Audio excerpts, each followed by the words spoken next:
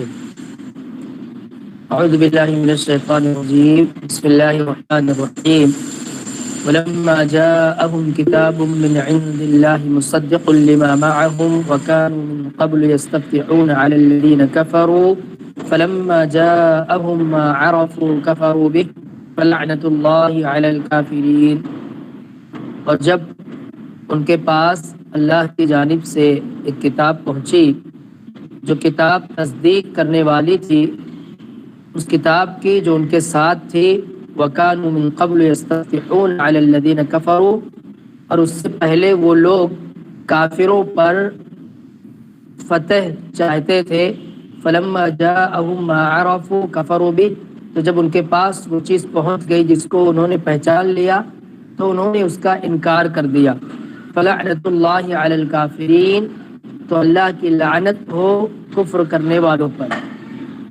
یہ آیت کا ترجمہ ہوا اور اس کا مفہوم، اس کا معنی و مطلب یہ ہے کہ بنی اسرائیل یہودی یہ کہا کرتے تھے کہ ایک رسول آنے والے ہیں، ان کے اوپر ایک کتاب نازل ہوگی اور پھر ہم اس رسول پر ایمان لائیں گے اور اس کے ساتھ ہو کر کے ہم تم لوگوں سے یعنی کافروں سے جنگ کریں گے، کافروں سے لڑائی کریں گے اور ہمیں فتح ملے گی، ہم جیت جائیں گے.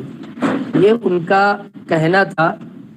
لیکن جب واقعی پیارے نبی صلی اللہ علیہ وسلم بھیجے گئے اور آپ کو رسالت دی گئی، آپ پر قرآن مجید نازل کیا گیا، تو انہوں نے اس کا انکار کر دیا. یہودی اس پر ایمان لانے کے لیے تیار نہیں ہوئے. اسی بات کا یہاں پر ذکر ہے کہ فلما جاءهم ما عرفوا كفروا به، کہ جب ان کے پاس وہ آ گئی یعنی کتاب آ گئی جس کو انہوں نے پہچان بھی لیا، کفروا به، تو اس کا انکار کر بیٹھے. فلعنۃ اللہ علی الکافرین، تو یہ جنہوں نے اس کتاب کا انکار کر دیا، اللہ کی لعنت ہو ایسے کافروں پر. اب سوال یہ اٹھتا ہے کہ جب یہ خود ہی یہ کہا کرتے تھے کہ ہم اس نبی پر ایمان لائیں گے اور اس کے ساتھ ہو کر کے ہم دوسرے لوگوں سے جنگ کریں گے اور پھر ہمیں فتح ملے گی، تو انہوں نے ایسا کیوں کیا؟ اس کی وجہ جو مفسرین نے ذکر کی ہے وہ یہ کہ ان کی یہ خواہش تھی، ان کی یہ تمنا تھی، بلکہ ان کی یہ امید تھی کہ جو نبی آئیں گے وہ ان کے نسل سے ہوں گے، یعنی حضرت یعقوب علیہ السلام کی نسل سے ہوں گے اور حضرت اسحاق کے بیٹوں میں سے ہوں گے. دیکھیں، ابراہیم علیہ السلام کے دو بیٹے تھے، اسماعیل علیہ السلام اور دوسرے اسحاق علیہ السلام. تو ابراہیم علیہ السلام کے دونوں بیٹے ہیں. اسحاق علیہ السلام کی نسل سے بہت سارے نبی آئے، بہت سارے رسول آئے، بلکہ سبھی نبی اور رسول انہی کی نسل سے آتے تھے. اسماعیل علیہ السلام کے بعد ڈائریکٹ اگر کوئی نبی آئے ہیں تو اس نسل سے پیارے نبی صلی اللہ علیہ وسلم آئے، باقی بیچ میں کوئی نبی نہیں. آپ اس کو سمجھے کہ ابراہیم علیہ السلام کے دو بیٹے، ایک بیٹے سے نبیوں کا سلسلہ جاری ہے، کئی نبی آئے اس میں، بلکہ سارے نبی اسی میں آئے. لیکن دوسرے بیٹے جو تھے اسماعیل علیہ السلام، ان میں کوئی نبی ابھی تک نہیں بھیجا گیا تھا. تو پہلے بیٹے اسحاق علیہ السلام کے نسل سے جو انبیاء کرام آئے تھے، ان کے ماننے والے یہ کہا کرتے تھے کہ ایک رسول ہم میں اور آئے گا اور ہم اس پر ایمان لائیں گے، ان کے ذریعے ان کے ساتھ مل کر کے ہم لوگوں سے لڑائی کریں گے یعنی جہاد کریں گے. لیکن ایسا ہوا نہیں، وہ اسحاق کی نسل سے نہیں آئے بلکہ کس کی نسل سے آئے؟ اسماعیل علیہ السلام کی. اس وجہ سے انہوں نے ایمان قبول نہیں کیا کہ ہمارے نسل سے نہیں ہے بلکہ اسماعیل علیہ السلام کی نسل سے ہے، اس لیے ہم اس پر ایمان نہیں لا سکتے. اللہ نے فرمایا کہ آپ کو ایسے ہی پہچانتے ہیں جیسے اپنے بیٹوں کو پہچانتے ہیں. ایک آدمی اپنے بیٹے کو پہچاننے میں غلطی تھوڑی نہ کر سکتا ہے. تو اتنی اچھی طرح سے یہ جانتے تھے کہ محمد صلی اللہ علیہ وسلم اللہ کے سچے رسول ہیں. یہ وہی رسول ہے جس کا ذکر ہماری کتابوں میں ملتا ہے. ساری نشانیاں جو بتائی گئی وہ ساری نشانیاں اس رسول پر فٹ آتی ہے، لیکن چونکہ یہ ہمارے نسل سے نہیں ہے اس لیے ہم ان کی بات نہیں مانیں گے، ہماری جنریشن سے نہیں ہے اس لیے ہم اس کی بات نہیں مانیں گے۔ اللہ نے فرمایا لعنت اللہ، اللہ کی لعنت ہو۔ یہ کوئی بات ہوئی کسی کی بات کو انکار کرنے کا؟ یہ کوئی وجہ ہے کہ آپ رسول کو نہ مانیں، رسول کو انکار کر دیں؟ یہ تو انانیت ہے، تکبر ہے یا حسد ہے، اس کی وجہ سے انکار کر دیں۔ تو اللہ نے فرمایا فلعنت اللہ، اللہ کی لعنت ہو ایسے لوگوں پر جو کفر کرتے ہیں۔ اس کے بعد اللہ نے فرمایا بئس ما اشتروا به انفسهم ان يكفروا بما انزل اللہ، کہ بہت برا ہے جو تم نے اپنے آپ کو بیچ دیا اور انکار کر دیے اس کا جو اللہ نے نازل کیا، اللہ نے اتارا، بغین، حسد کر کے ہوئے۔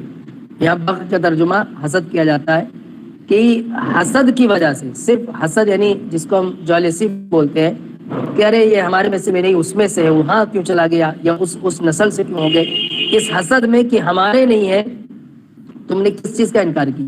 دیکھیے حسد کیا ایک گناہ، لیکن اس کی وجہ سے انکار کس کا کر رہے ہو؟ اللہ کی طرف سے جو چیز نازل کی گئی تو اس کا انکار کر رہے ہو۔ تو اللہ نے فرمایا کہ انہوں نے حسد کرتے ہوئے انکار کر دیا کس چیز کا؟ ان ينزل اللہ من فضلہ علی من یشاء من عبادہ، کہ اللہ تعالیٰ اپنا فضل اپنے بندوں میں سے جس پر چاہے نازل کرے۔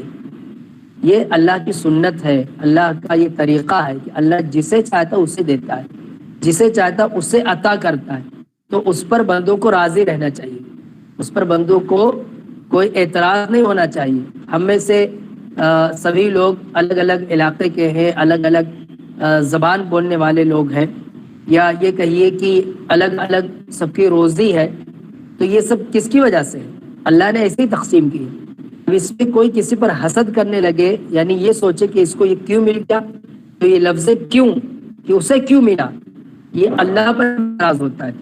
بھائی اللہ تعالیٰ کی مرضی، اللہ نے کسی کو چھوٹا قد دیا، کسی کو لمبی ہائٹ دی ہے، کسی کو گورا بنایا، کسی کو کالا بنایا، کسی کو اللہ تعالیٰ نے مال و دولت والا بنایا، کسی کو اتنا نہیں دیا، کسی کو بہت اولاد دی، کسی کو اتنی اولادیں نہیں دی۔ یہ سب اللہ کی مرضی ہے، اللہ کی تقسیم ہے۔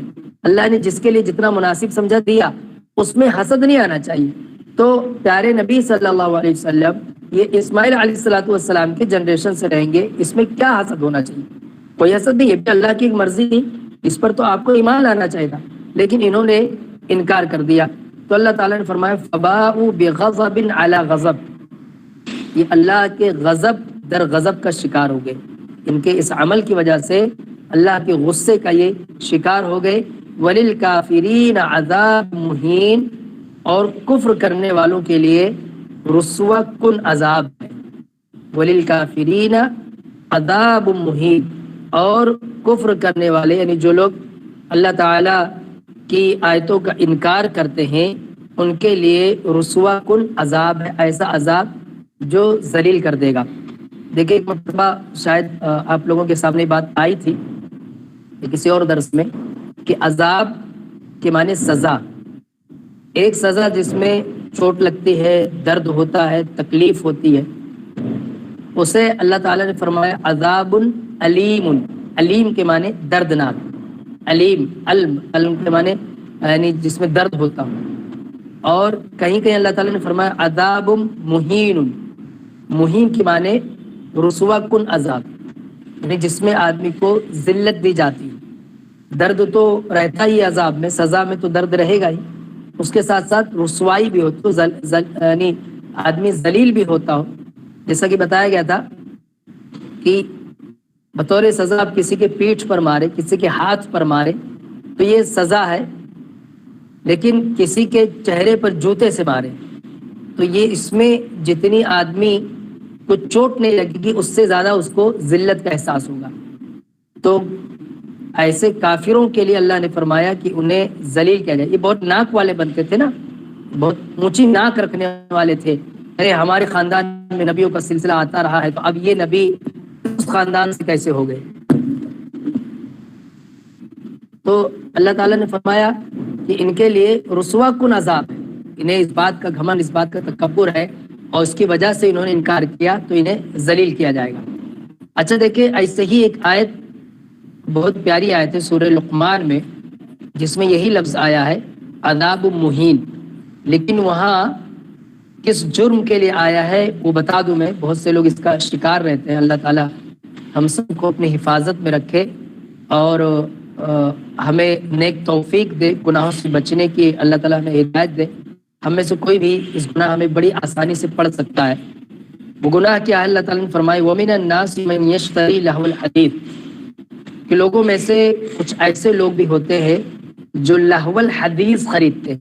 لہو الحدیث، اب یہ لہو الحدیث کیا ہے؟ اس کے تفسیر میں عبداللہ ابن عباس رضی اللہ تعالی عنہما کہتے ہیں اس سے مراد الغنا، گانا ہے، یعنی موسیقی، یا ہم جس کو سانگز کہتے ہیں، گانا سننے کی چیزیں یا گانا بجانے کی چیزیں، ناچ گانے کی چیزیں۔ تو کچھ لوگ ایسے ہیں جو یہ خریدتے ہیں، یعنی اس کا یوز کرتے ہیں۔ وَمِنَ النَّاسِ مَن يَشْتَرِي لَهْوَ الْحَدِيثِ، کہ ایسے لوگ بھی ہیں جو لہو الحدیث خریدتے ہیں، ناچنے گانے کی چیزیں خریدتے ہیں، لِيُضِلَّ عَن سَبِيلِ اللَّهِ بِغَيْرِ علم، تاکہ وہ اللہ کی راہ سے لوگوں کو بھٹکا دیں۔ یہ ایک بات اور معلوم ہوئی کہ ناچ گانا کرنا، گانے سننا، اس کا نتیجہ کیا نکلتا ہے کہ پھر آدمی اللہ کی راہ سے دور ہو جاتا ہے۔ بعض علماء نے تو اسے مزامیر الشیطان کہا ہے، بلکہ قرآن میں بھی دوسری جگہ پہ اس کا ذکر ہے کہ مزمار، شیطان کی مزمار ہوتی ہے۔ مزمار کا مطلب اس کی ایک بانسری ہوتی ہے، وہ بجاتا ہے اور اس کے جو دھن ہوتی ہے اس دھن میں لوگ مگن ہو جاتے ہیں۔ تو ناچ گانے میں بھی یہی ہوتا ہے کہ ہمارا دل جو ہے اس میں لگنے لگتا ہے، ایک لذت ملنے لگتی ہے، ایک مزہ آنے لگتا ہے، اور پھر آہستہ آہستہ آدمی کا دل اسی میں لگا رہتا ہے، پھر اس کو نیکی کے کاموں میں مزہ نہیں آتا ہے۔ تو اللہ تعالیٰ نے فرمایا کہ جو لوگ ایسا کرتے ہیں وَيَتَّخِذُهَا هُزُوًا، اور اللہ کی راہ کو، اللہ کے دین کو مذاق بناتے ہیں، أُولَٰئِكَ لَهُمْ عَذَابٌ مُّهِينٌ، یہ وہ لوگ ہیں جن کے لیے رسوا کن عذاب ہے، ایسا عذاب جس میں وہ ذلیل کیے جائیں گے۔ تو یہی لفظ یہاں بھی تھا اس آیت میں بھی، اس لیے میں نے اس آیت کو بھی ذکر کیا کہ یہاں یہودیوں کے لیے یہ لفظ آیا ہے جنہوں نے رسول پیارے نبی صلی اللہ علیہ وسلم کا انکار کر دیا، تو اللہ نے فرمایا کہ ان کے لیے ذلیل اور رسوا کرنے والا عذاب ہے۔ بالکل یہی عذاب بتایا کہ ان لوگوں کے لیے جو ناچ گانے کی زندگی گزارتے ہیں، بہت خطرناک گناہ ہے۔ اللہ تعالیٰ سے دعا کرے کہ اللہ تعالیٰ ہم سب کو توفیق دے کہ ہم اس گناہ سے بچے رہیں، اور اپنے آس پاس اگر کوئی اس گناہ میں مبتلا ہے تو اس کو بھی نصیحت کریں، بہت خطرناک گناہ ہے۔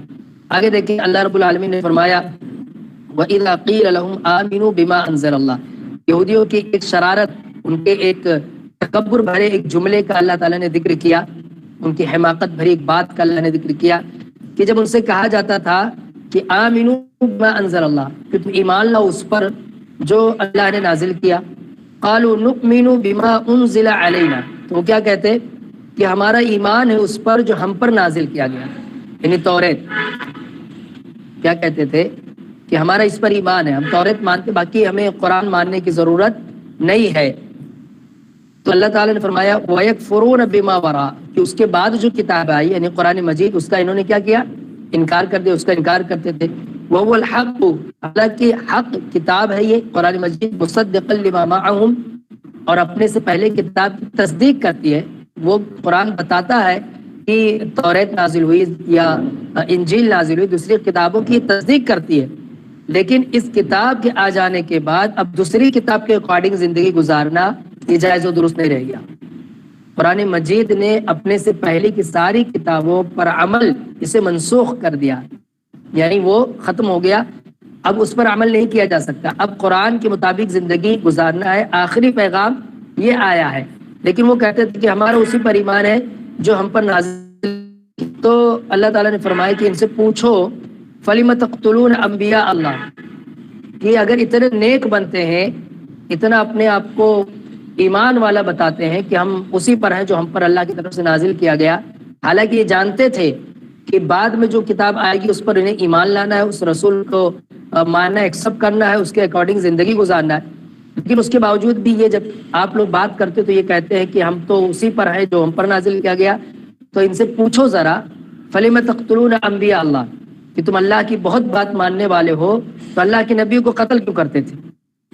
اللہ کے نبیوں کو تم نے کیوں قتل کیا؟ فلم تقتلون انبیاء اللہ من قبل، اس سے پہلے چلو ہمارے رسول کو آپ نے نہیں مانا، محمد صلی اللہ علیہ وسلم پر ایمان نہیں لایا، لیکن آپ کے بیچ میں جو رسول آتے تھے، جو نبی آتے تھے، ان میں سے کئی ایک کو تم نے قتل کیوں کیا؟ ہمارے رسول کو تو یہ ہے کہ یہ اس نسل سے، تمہارے اپنے نسل سے، اپنے جنریشن سے جو رسول آتے تھے، تم نے کیوں ان کو قتل کیا؟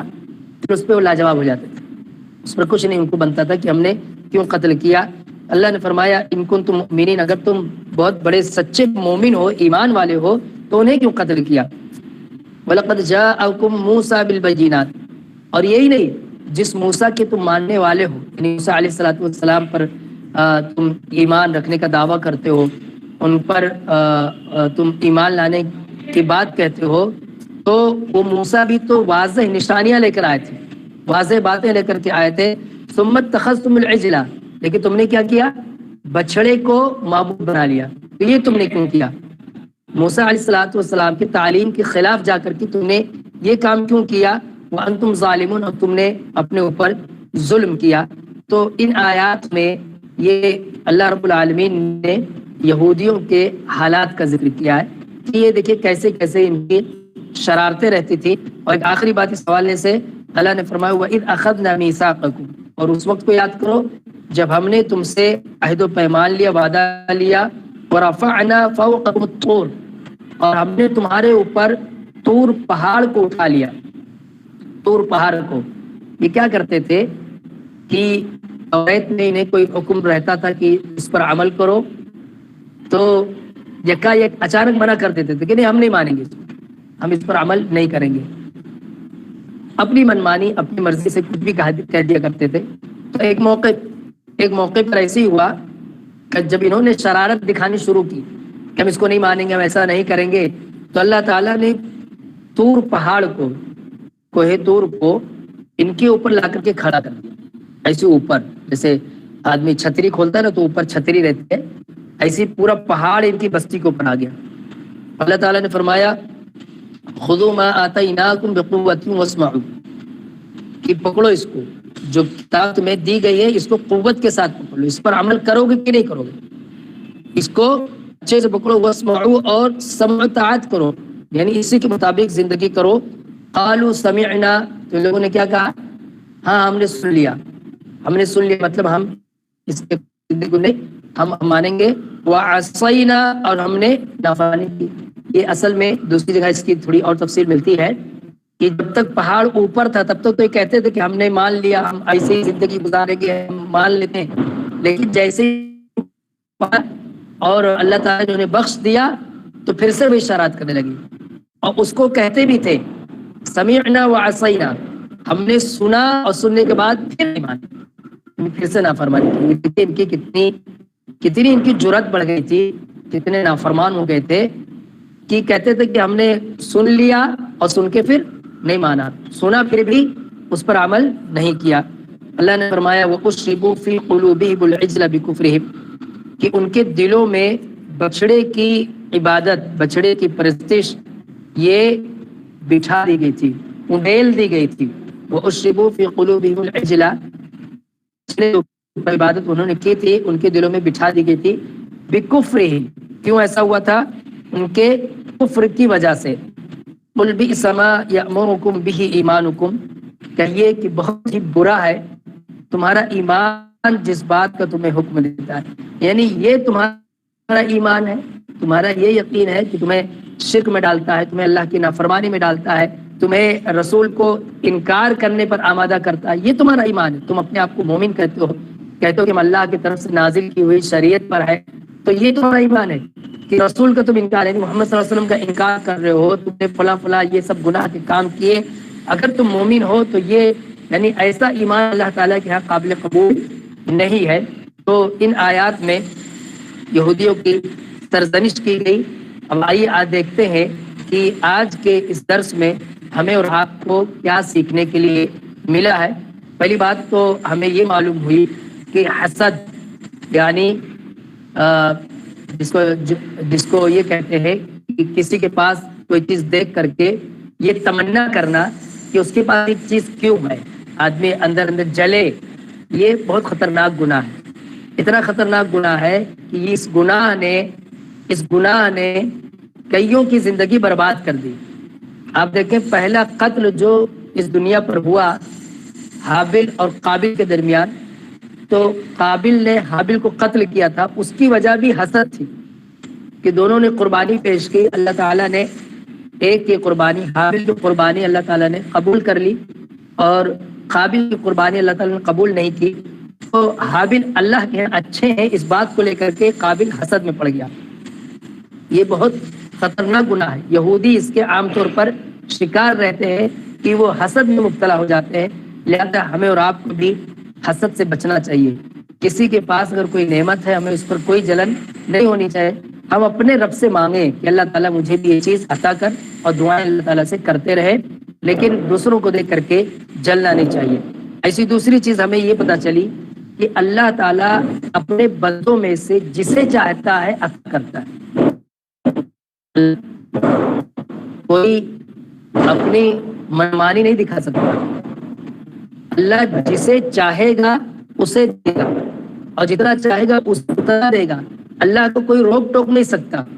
خود سے امید لگا کے رکھنا کہ ایسا ہو ایسا ہو، اللہ سے مانگتے رہنا، دعا کرنا، یہ جائز ہے، لیکن جب کوئی چیز ظاہر ہو جائے، عمل میں آ جائے، تو اس پر ناراض رہنا، اس پر ناخوش رہنا، یہ جائز و درست نہیں ہے۔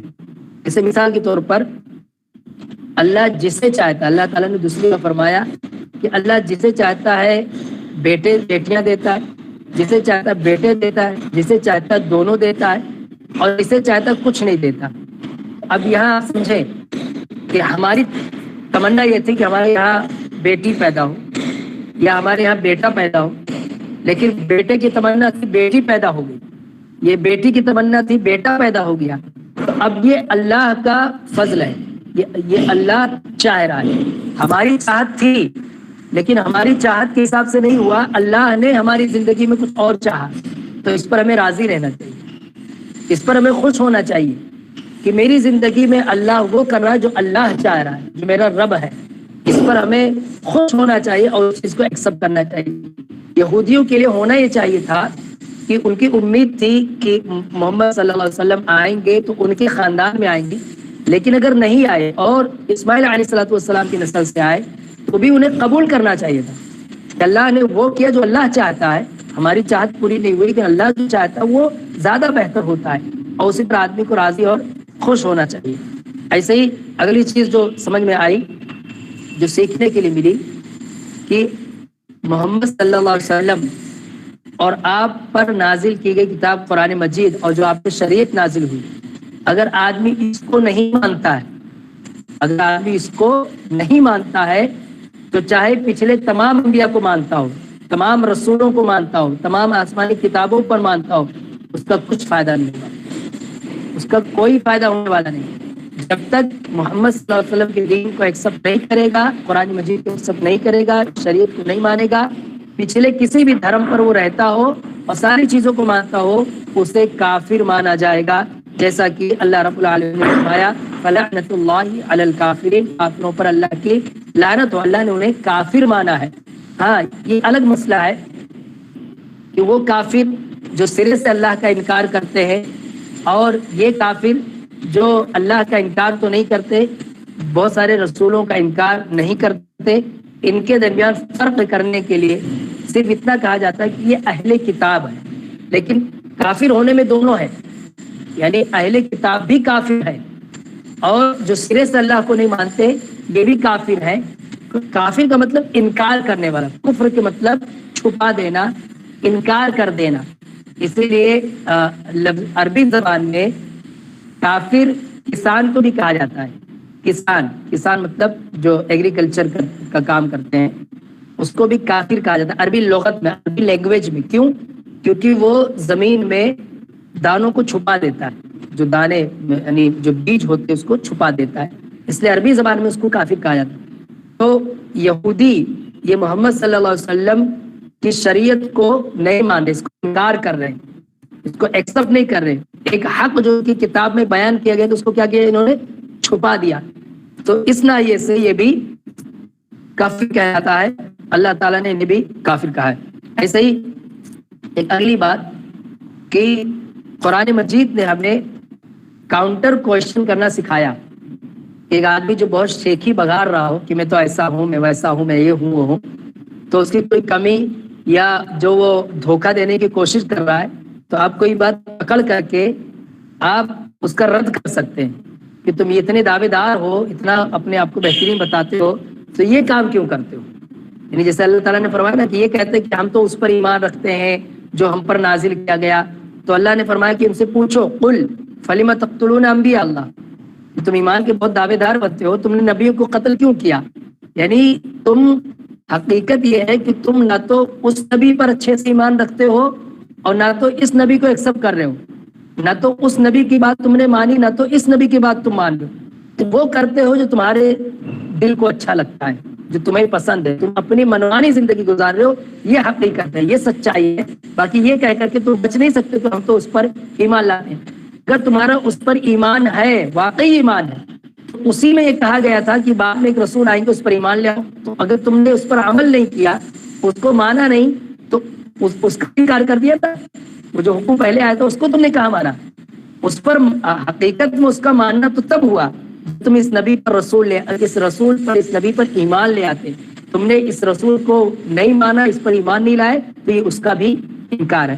تو قرآن مجید ہمیں یہ بھی سکھاتا ہے کہ ہم جب کسی سے حجت کریں تو کس طرح اس سے کاؤنٹر کوشچن کر سکتے ہیں، یا کیسے اس کی ہم پکڑ سکتے ہیں اور اس کو کیسے سمجھا سکتے ہیں کہ تمہارا یہ دعویٰ صحیح اور درست نہیں ہے. اس کے بعد اللہ رب العالمین نے فرمایا کہ ہم نے ان کے اوپر طور پہاڑ کو اٹھا دیا، یعنی کوہ طور کو لا کر کے ان کے اوپر کھڑا کر دیا کہ پکڑو اور ایمان لے آؤ، یا اسلام یا توریت کے مطابق زندگی گزارو، ورنہ ہم تم پر گرا دیں گے. یہاں ایک بات ہمیں یہ سمجھنا چاہیے کہ اللہ کو بخوبی اچھی طرح سے اس بات کا علم ہوتا ہے کہ کیا ہونے والا ہے اور کیا ہوگا. اور جس وقت اللہ تعالیٰ نے ان کے اوپر پہاڑ کیا تو بھی اللہ کو پتا ہے کہ یہ تھوڑی دیر کے بعد اس کو مانیں گے نہیں. اصل میں یہ ایک ہی شرارت اور ایک ہی جو سرکشی تھی، اس کو ظاہر کرنا تھا. ورنہ اللہ کو تو پتہ ہی ہے کہ یہ ابھی جیسے پہاڑ ہٹاؤں گا تو یہ مانیں گے نہیں، کہ پھر سے اسی سرکشی میں مبتلا ہو جائیں گے. اور اللہ انہیں مارنا ہی چاہتا تو اللہ تعالیٰ انہیں پہاڑ اوپر گرا دیتا. ان کے اپنے نظروں میں یہ کتنے حقیر ہیں، کتنے ذلیل ہیں، اللہ تعالیٰ نے یہ واضح کیا کہ ان کو باقاعدہ دھمکایا جاتا تھا تو یہ کہتے تھے کہ میں ایسا کروں گا، لیکن جیسے اس کو ہٹا لیا جاتا پھر سے کہتے تھے کہ ہم نے وہی نافرمانی کی، ہم نے ویسے ہی کیا. اس کے بعد اخیر میں اللہ رب العالمین نے فرمایا بئس ما یأمرکم بہ ایمانکم ان کنتم مؤمنین، کہ اگر تم واقعی مومن ہو تو ایسا ایمان تمہیں بہت ہی برا ہے. یعنی تمہارا ایسا ایمان لانا کسی کوئی فائدے والا نہیں، بلکہ یہ بہت ہی برا ہے. یعنی ایک آدمی یہ کہے کہ میں تو بہت نیک ہوں، بہت متقی ہوں، پرہیزگار ہوں، اور اس کے بعد دنیا بھر کے خرافات میں، گناہوں میں لت پت رہے، تو اس کو دیکھنا چاہیے کہ اس کے پاس کیسا ایمان ہے، اس کے پاس کیسا اسلام ہو، کیسا دعوے دار ہے. ایک طرف تو اس کی زبان یہ کہتی ہے اور دوسری طرف وہ اسی کی آڑ میں بہت سارے گناہ کرتے رہتا ہے. تو اللہ تعالیٰ نے اس بات کا یہاں پر ذکر کیا. ایک بات اور جو بیچ میں آئی تھی کہ عذاب مہین، یعنی رسوا کرنے والا عذاب، اس کے تفصیل میں نے ذکر کیا کہ ناچ گانے کرنے والوں کے لیے بھی یہی سزا بتائی کہ ان کے لیے رسوا کن عذاب ہے. دیکھیے انسان کے دل کو عربی زبان میں قلب کہتے ہیں. قلب کے معنی ہوتے ہیں الٹنا پلٹنا، چینج ہوتے رہنا. ہم سب کے دل کی کیفیت ہمیشہ ایک جیسی نہیں رہتی، وہ بدلتے بدلتے رہتی، وہ چینج ہوتے رہتی ہے. پچھلے درس میں یہ بتایا گیا تھا کہ ہم ایک دعا پڑھیں، یا مقلب القلوب ثبت قلبی علی دینک، کہ اے دلوں کو الٹنے پلٹنے والے، میرے دل کو اپنے دین پر، اپنی طاعت و فرما برداری پر جما دے. گانا سننے کا جو نقصان ہوتا ہے وہ یہ کہ یہی دل، اس کو ایک سرور، ایک مزہ آنے لگتا ہے، اور یہ اللہ کے دین سے ہٹ کر دوسرے کاموں میں لگ جاتا ہے. لہذا اس کو کنٹرول کرنے کے لیے پیارے نبی صلی اللہ علیہ وسلم دعاؤں کا خاص طور پر اہتمام کرنا چاہیے. انہی میں سے ایک دعا ہے اللہم انی اسألک العفو والعافیہ فی الدنیا والآخرہ. کہ اللہ میں تجھ سے معافی چاہتا ہوں، یعنی درگزر کرنا، اللہم انی اسألک العفو والعافیہ، اور عافیت چاہتا ہوں۔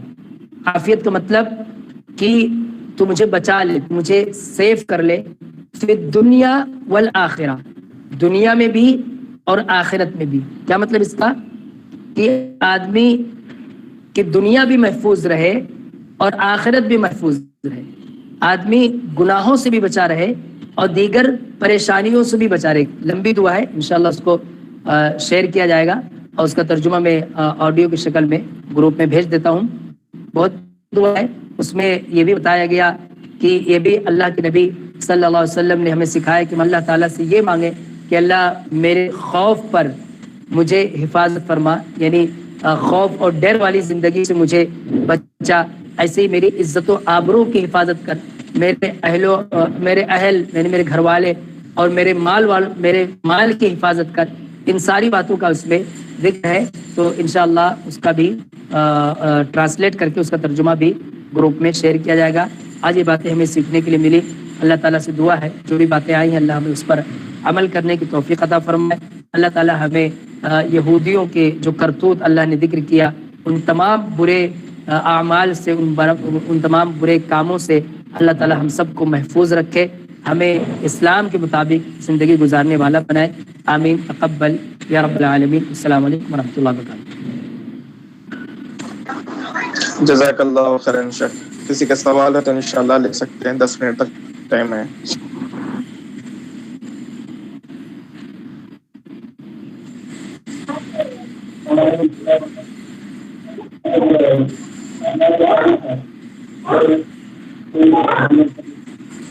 ارشد آواز کلیئر نہیں ہے آپ کی،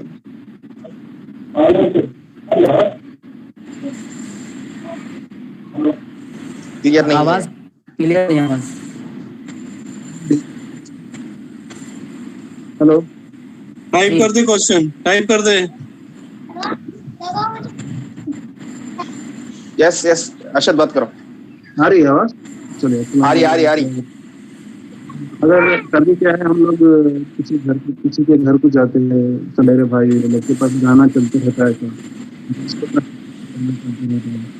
تو اس کے حال میں کیا ہم بھی وہی جو گناہ وہ لوگ شامل ہے، ہم بھی وہی اتنا ہی گناہ ملے گا سننے سے۔ جی، آپ کا سوال یہ ہے کہ گانا چلانے میں ہمارا دخل نہیں ہوتا، یعنی ہم نہیں چالو کرتے، بلکہ ہم اس گھر پہ گزر رہے ہیں، اس گھر پر گئے ہیں اور وہ لوگ پہلے سے چلا رہے ہیں، تو وہاں پہلا تو ہمارا فریضہ ہی بنتا ہے کہ اس گھر میں جو بھی چلا رہا ہو اس کو ہم اسے منع کریں۔ ہمیں دیکھیں اللہ تعالیٰ مومنوں کو ایک رعب دیتا ہے، رعب مطلب ان کو ان کے نیکیوں کی وجہ سے دوسروں کی نظر میں اللہ تعالیٰ انہیں اچھا بناتا ہے اور ان کی باتوں میں ایک اثر رہتا ہے، ایک یعنی وہ کچھ کہیں، کچھ روکے، کچھ ٹوکے، تو خود بخود سامنے والے کے دل میں وہ بات لگتی ہے۔ اس پہ بلیو ہونا چاہیے، اس پر میرا آپ کا ہم سب کا یقین ہونا چاہیے کہ ہمارے باتوں میں اللہ رعب دیتا ہے۔ یہ رعب کو انگلش میں کیا بولتے ہیں مجھے نہیں معلوم، یعنی ہماری باتوں کا سامنے والے پر ایک اثر ہوتا ہے، بلکہ ہم کچھ نہیں بھی بولتے ہیں تو بھی ایک اثر ہوتا ہے، یعنی اس کو ہمت نہیں پڑتی ہے۔ یہ کیفیت مومنوں کو اللہ تعالیٰ دیتا ہے، سارے مومنوں کو، اور جو جتنا زیادہ واقعی دل سے اسلام کو فالو کرتا ہے اس کو یہ چیز زیادہ ملتی ہے۔ اللہ کے نبی صلی اللہ علیہ وسلم کو اتنی ملی تھی کہ یعنی 1 مہینے کی مسافت تک جتنی دوری ہوتی ہے، یعنی 1 مہینے تک آدمی چل کر جائے تو کتنا دور پہنچے گا، وہاں تک بھی اگر کوئی آدمی پیارے نبی صلی اللہ علیہ وسلم کا نام سنتا تھا تو وہ گھبرا جاتا تھا۔ ایسا روب، ایسا جلال دیا تھا اللہ تعالیٰ نے، اور یہ چیز مومنوں کو بھی ملتی ہے اگر واقعی وہ ایمان والے ہیں اور عمل کرتے ہیں۔ تو یہ جتنے لوگ رہتے ہیں، ناچ گانا کرتے ہیں یا دوسرے برائیوں میں مبتلا رہتے ہیں، ہم ان سے طاقتور ہیں۔ پہلے تو ہمیں اس پر بلیو ہونا چاہیے، ہمیں اللہ تعالیٰ ہماری خاص مدد کرتا ہے۔ جب یہ ہمیں یقین رہے گا تو اب ہمارے اندر ہمت ہوگی کہ ہم سامنے ٹوکیں بغیر پرواہ کیے کہ برا مان جائے گا یا یا غصہ کر جائے گا۔ ہاں، ٹوکنے کے اندر ہمارا لہجہ غلط نہیں ہونا چاہیے، بہت پیار سے، شفقت سے، دیکھ بھائی سن، یا دیکھو بھائی صاحب جو بھی اچھے الفاظ بول کر کے کہ یہ بہت بڑا گناہ ہے، نہیں سننا چاہیے، بہت اس سے جو بھی بتایا گیا آپ وہ بتائیں، اور اس کے لحاظ میں کم از کم آدمی جب تک آپ وہاں بیٹھے ہیں اتنا ضرور بند کر دے گا۔ میں یعنی اللہ توفیق دے ہم سب کو، کبھی رکشے میں بیٹھتا ہوں، کبھی اولا کر لیا، کبھی کہیں بھی آنا جانا ہوتا ہے، عام طور پہ ڈرائیور ان کو عادت ہوتی ہے فوراً بول دیتا ہوں، اور ابھی تک کہیں ایسا نہیں ہوا کہ سامنے والے نے منع کیا ہو کہ نہیں میں نہیں بند کروں گا، ایسا نہیں، بلکہ دو جملہ نصیحت آپ کر دیں کہ بھائی مجھے نہیں سننا ہے اور آپ بھی مت سنا کرو، آپ مسلمان ہو، یہ سب چیزیں جائز و درست نہیں ہے۔ ہو سکتا ہے دل میں وہ کوڑے کہ کہاں پھنس گیا، لیکن آپ جب باقی آگے اس سے جو باتیں کریں گے تو انشاءاللہ اس کا اچھا اثر ہوگا۔ رہی بات یہ کہ آپ اگر منع نہیں کرتے ہیں وہاں پر جانے کے بعد تو یہ ہماری اور آپ کی خطا ہے۔ ہاں کہیں ایسی جگہ پھنس گئے جہاں ہم منع بھی نہیں کر سکتے، دوسرے لوگ کے ہاتھ سے پورا کنٹرول ہے، تو وہاں آپ معذور ہیں، وہاں سے جتنی جلدی ہو سکے نکل جائیں۔ ابو بکر صدیق رضی اللہ تعالیٰ عنہ کے بارے میں بہت ملتا ہے، یا اور بھی صحابہ کرام کے بارے میں، کہ اس طرح جب کہیں سے گزرتے تھے تو اپنے کانوں کو ایسے ہی بند کر لیا کرتے کہ ہمارے کان میں ہی آواز نہ پڑ جائے، اور وہاں سے گزر جاتے تھے۔ ایسی جگہ پہ پھر نہیں بیٹھنا چاہیے۔ ہم اتنا کریں گے تو انشاءاللہ ہمیں کوئی گناہ نہیں ہوگا۔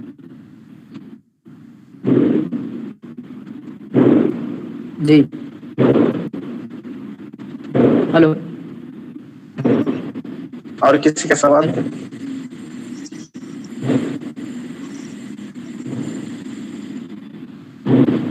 ہلو جی کسی کا سوال نہیں تو نہیں بولتے گا۔ کسی کا سوال نہیں ہے، اسٹاپ کرتے ہیں، ابھی کسی کا سوال نہیں ہے۔ جزاک اللہ خیرا شیخ۔ بھیا انشاءاللہ۔